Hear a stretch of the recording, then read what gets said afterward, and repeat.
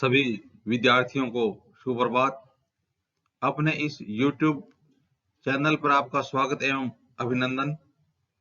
हाँ तो विद्यार्थियों, आज हम कक्षा 12th राजनीति विज्ञान से एक महत्वपूर्ण पाठ देखने जा रहे हैं।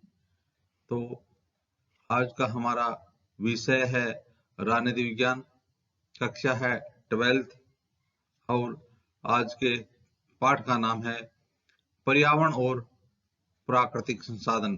तो आज हम पर्यावरण और प्राकृतिक संसाधन नामक पाठ के महत्वपूर्ण प्रश्नोत्तर देखने जा रहे हैं। तो देखिए, पहला प्रश्न है, पर्यावरण के प्रति बढ़ते सरोकारों का क्या कारण है? निम्नलिखित में से सबसे बेहतर विकल्प चुनें। तो आपको जो विकल्प दिए जाएंगे उनमें से सबसे बेहतर विकल्प है जो पर्यावरण के प्रति बढ़ते सरोकारों का कारण है वो चुनना है। तो आपको 4 विकल्प दिए जा रहे हैं। पहला विकल्प है, विकसित देश प्रकृति की रक्षा को लेकर चिंतित हैं। ख, पर्यावरण की सुरक्षा मूलवासी लोगों और प्राकृतिक पर्यावरणों के लिए जरूरी है। ग, मानवीय गतिविधियों से पर्यावरण को व्यापक नुकसान हुआ है और यह नुकसान खतरे की हद तक पहुंच गया है। और चौथा विकल्प है, इनमें से कोई नहीं। तो आपको बताना है कि पर्यावरण के प्रति बढ़ते सरोकारों का कारण क्या है। तो इनमें से आपको जो बेहतर विकल्प लगे उसको चुनना है। तो देखिए, विकसित देश प्रकृति की रक्षा को लेकर के चिंतित है। नहीं, विकसित और विकासशील सभी देश प्रकृति की रक्षा को लेकर के चिंतित हैं। पर्यावरण की सुरक्षा मूलवासी लोगों और प्राकृतिक पर्यावरणों के लिए जरूरी है। नहीं, सभी के लिए जरूरी है। मानवीय गतिविधियों से पर्यावरण को व्यापक नुकसान हुआ है और यह नुकसान खतरे की हद तक पहुंच चुका है। तो देखिए, पर्यावरण के प्रति बढ़ते सरोकारों का क्या कारण, इनमें से सबसे बेहतर विकल्प चुने। तो सबसे बेहतर विकल्प होगा कि मानवीय गतिविधियों से पर्यावरण को व्यापक नुकसान हुआ है और यह नुकसान खतरे की हद तक पहुंच गया है।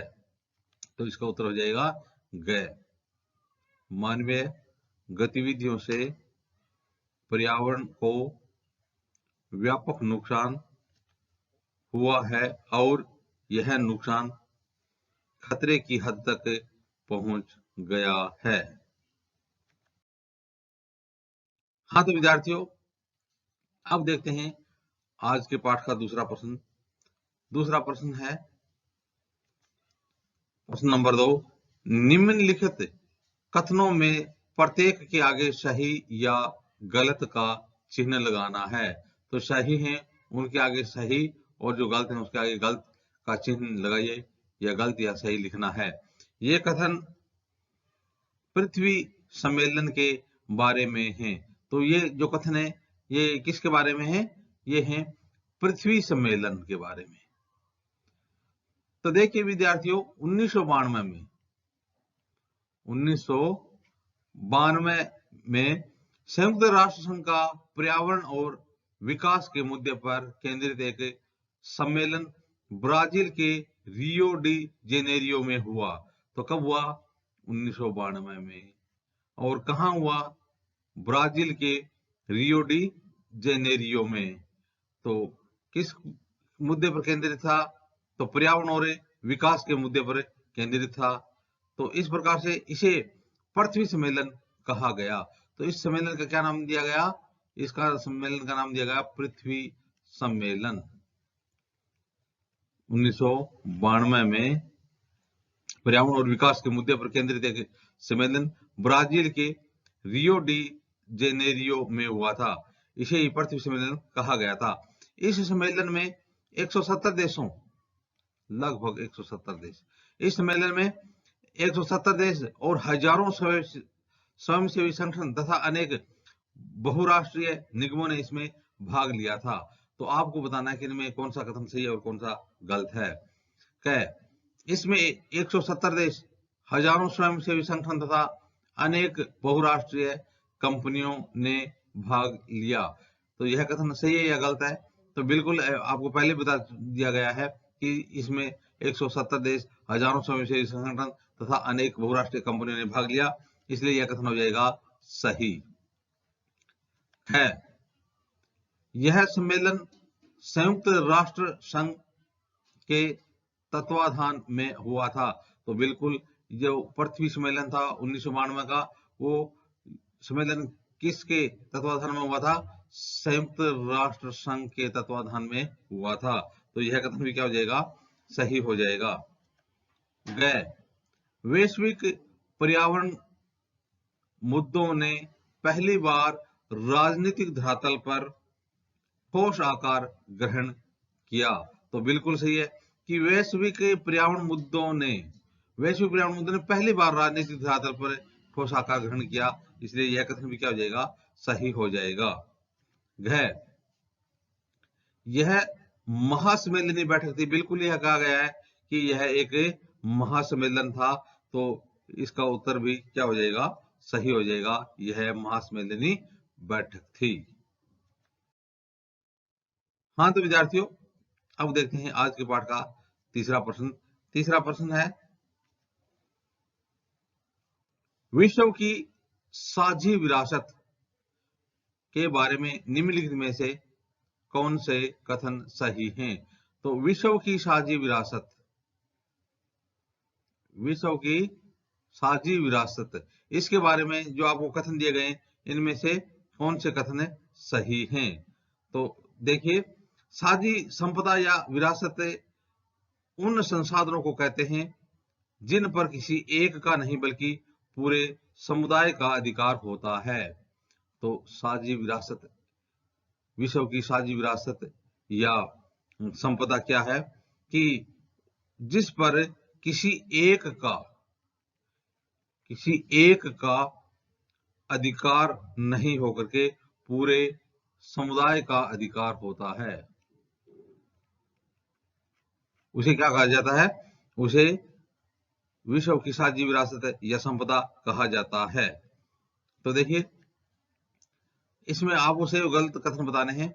धरती का वायुमंडल, अंटार्कटिका, समुद्री सतह और बाहरी अंतरिक्ष को विश्व की साझी विरासत माना जाता है। तो धरती का वायुमंडल, अंटार्कटिका, समुद्री सतह और बाहरी अंतरिक्ष को विश्व की साझी विरासत माना जाता है। तो यह कथन हो जाएगा सही। वास्तव में इन सबको विश्व की साझी विरासत माना जाता है। विश्व की साझी विरासत किसी राज्य के संप्रभु क्षेत्राधिकार में नहीं आते हैं। तो बिल्कुल सही है कि विश्व की साझी विरासत होती है, वो किसी एक संप्रभु राज्य के क्षेत्राधिकार में नहीं आती है। तो यह कथन भी क्या हो जाएगा? सही हो जाएगा।